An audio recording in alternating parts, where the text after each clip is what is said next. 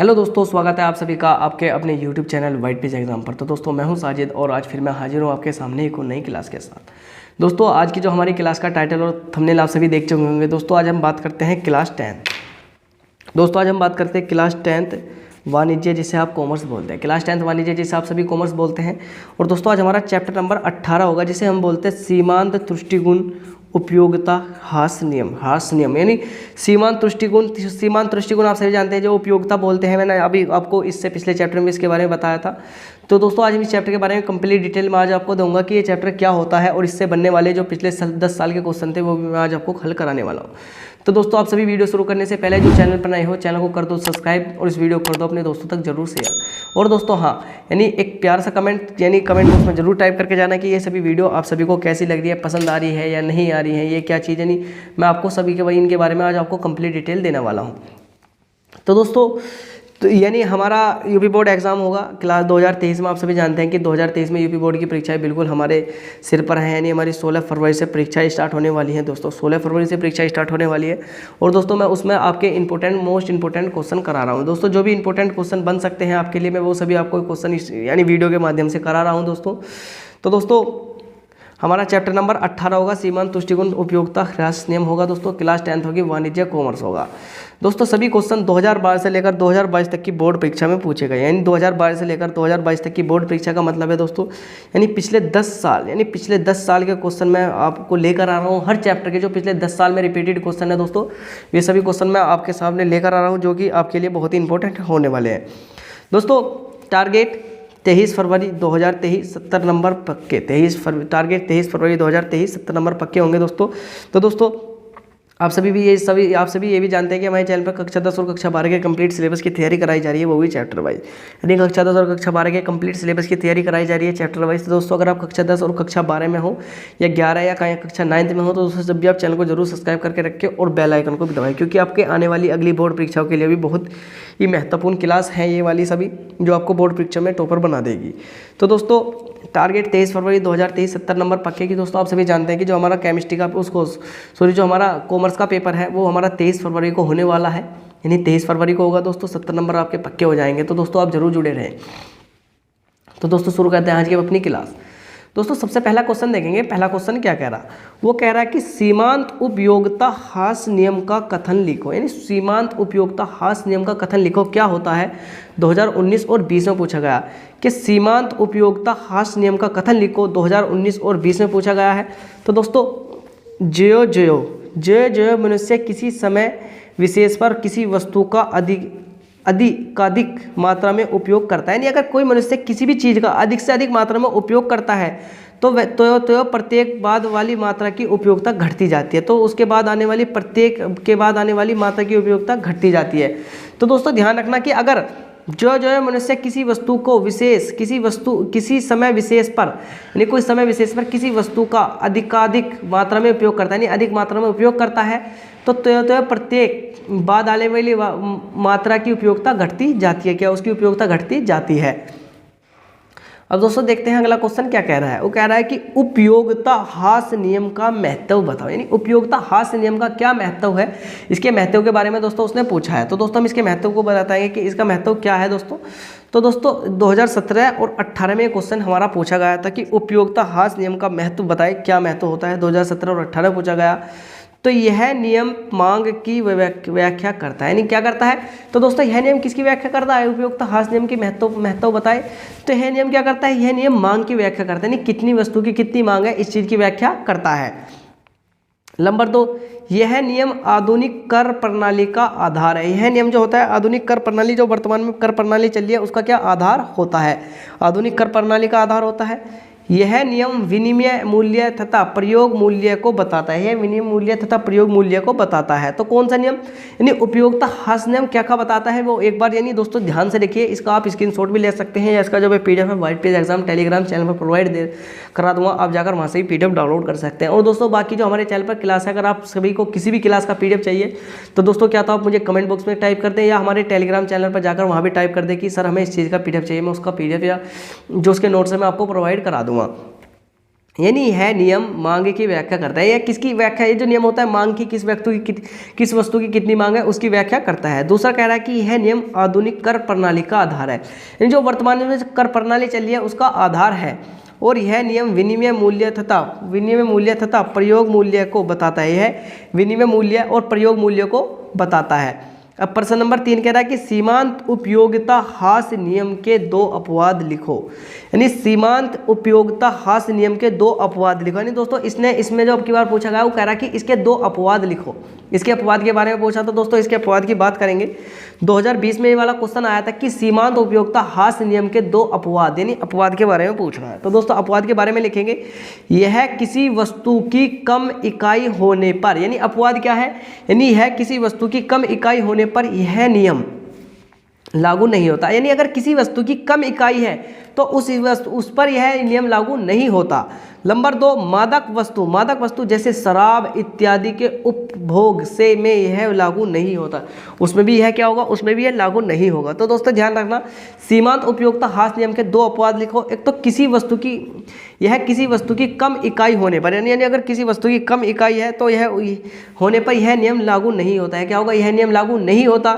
Number 2, मादक वस्तुएं जैसे शराब हो गया, शराब इत्यादि के उपभोग में यह लागू नहीं होता, शराब इत्यादि के उपभोग में लागू नहीं होता है। अब दोस्तों देखते हैं क्वेश्चन नंबर 4। हमारा क्वेश्चन नंबर 4 क्या कह रहा है। दोस्तों क्वेश्चन नंबर 4 को देखेंगे एक बार। क्वेश्चन नंबर 4 कह रहा है, दोस्तों क्वेश्चन नंबर 4 को ध्यान से पढ़ना। क्वेश्चन नंबर 4 क्या कह रहा है, वो कह रहा है कि उपयोगिता हास्य नियम को परिभाषित करें। नहीं, उपयोगिता हास्य नियम क्या होता है, इसे परिभाषित करो। 2022 में क्वेश्चन आया कि उपयोगिता हास्य नियम को परिभाषित करो कि क्या है, नियम क्या होता है, इसके बारे में हमें डिटेल दो। तो दोस्तों एक चैपमैन के अनुसार, यानी चैपमैन है उनके अनुसार देखेंगे कि यह क्या होता है, फिर उनके अनुसार ही मैं आपको बताऊंगा कि चैपमैन के अनुसार यानी इस नियम में क्या है। तो दोस्तों चैपमैन के अनुसार देखते हैं, कोई वस्तु हमारे पास जितनी अधिक मात्रा में होती है हम उसकी अतिरिक्त वृद्धि उतनी ही कम चाहते हैं। यानी अगर कोई वस्तु हमारे पास अधिक मात्रा में है तो हम उसकी अतिरिक्त वृद्धि उतनी ही कम चाहते हैं। यानी दोस्तों मान लीजिए आपके पास है, दोस्तों आपके पास पेन है, दोस्तों आपके पास पहले से ही 50 पेन है, तो दोस्तों आप चाहेंगे कि हम 20 पेन और खरीद लें। यानी अगर हमारे पास पहले से ही 50 है तो दोस्तों हम नहीं चाहेंगे कि हम 20 पेन और एक्स्ट्रा खरीदें। तो दोस्तों वो ये यानी चैपमैन के अनुसार यही है कि यदि कोई वस्तु हमारे पास जितनी अधिक मात्रा में होती है, कोई भी वस्तु है हमारे पास जितनी अधिक मात्रा में होगी, हम उसकी अतिरिक्त वृद्धि उतनी ही कम चाहेंगे। यानी उसके हम क्या अतिरिक्त का मतलब यानी और लाने की हम उसकी वृद्धि कम ही चाहते हैं। हम कम ही चाहेंगे कि हमारे पास और ये वस्तु ना आए जो कि हम पे पहले से ही पड़ी है। तो दोस्तों ध्यान रखना कि कोई वस्तु हमारे पास जितनी अधिक मात्रा में होती है हम उसकी अतिरिक्त वृद्धि उतनी ही कम चाहते हैं। अब दोस्तों यानी आपने समझ लिया। अब अगले क्वेश्चनों के लिए चलते हैं अगले पेज पर। अब दोस्तों प्रश्न नंबर 5 देखते हैं। प्रश्न नंबर 5 में क्या कह रहा है, वो कह रहा है कि तुष्टि गुण हास्य नियम के 3 मान्यताएं लिखो। 2015 और 16 में पूछा गया है कि तुष्टि गुण हास्य नियम की 3 मान्यताएं, यानी इसकी कौन कौन सी मान्यताएं हैं उनके बारे में पूछ रहा है। तो दोस्तों वस्तु की समस्त इकाइयों की मात्रा एवं गुणों में समानता, यानी जो वस्तु की समस्त इकाई है एवं मात्रा है उनके गुणों में क्या होगी, समानता होगी। दूसरा कह रहा है कि वस्तु की समस्त इकाइयां समान स्वभाव की ना की हो। तो दोस्तों ध्यान रखना, तुष्टि गुण हास्य नियम की 3 मान्यताएं के बारे में पूछा था, लिखो 2015-16 में पूछा गया। तो वस्तु की समस्त इकाइयों की मात्रा एवं गुण में समानता, यानी वस्तु की जो समस्त इकाई है और मात्रा में और गुणों में क्या होगी, समानता होगी। नंबर 2, वस्तु की समस्त इकाइयां समान स्वभाव की होती है। जो वस्तु की समस्त इकाइयां होगी वो कौन सी, समान स्वभाव की होंगी।